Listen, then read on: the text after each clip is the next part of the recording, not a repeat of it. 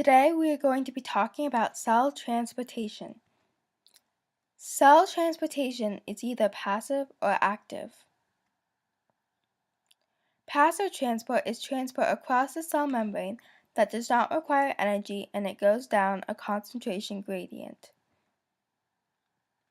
Now, a concentration gradient is a gradual difference in solute concentration between two areas. And also remember that the cell membrane is semi-permeable and the main structure of the cell membrane is the phospholipid bilayer.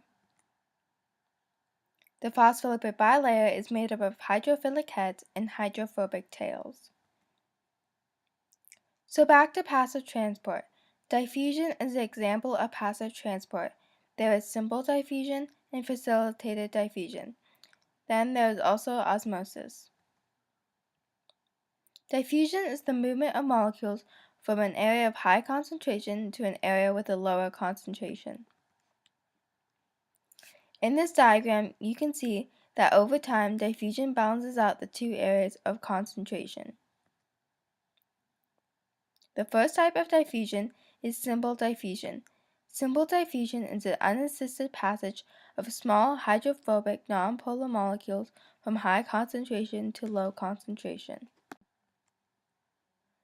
Facilitated diffusion uses integral proteins to help larger, charged, hydrophilic, and polar molecules move across a concentration gradient. The diagram shows how channel proteins and carrier proteins help the larger molecules get across the cell membrane. The last type of passive transport is osmosis. Osmosis is the movement of water to equalize a solute concentration. The diagram shows the equalization of solute concentration through osmosis. In osmosis, there are three types of solutions: hypertonic, hypotonic, and isotonic.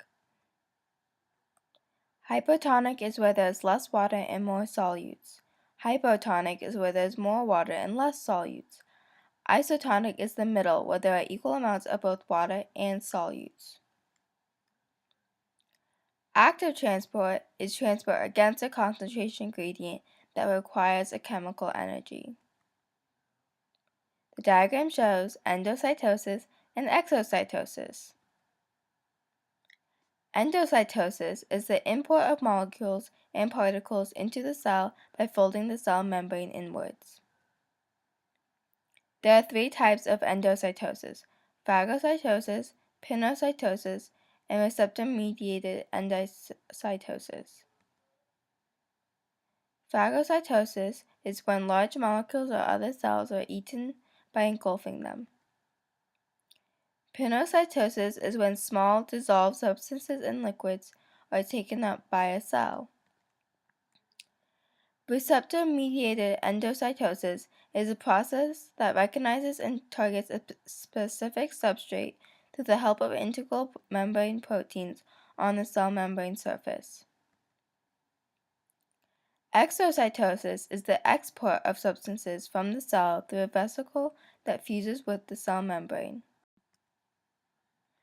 The diagram shows how lysosomes are used to break down food and foreign material from the vesicles using their digestive enzymes. Homeostasis is the process of maintaining stable conditions inside a cell. Cell transport is important to maintain the stable conditions of homeostasis.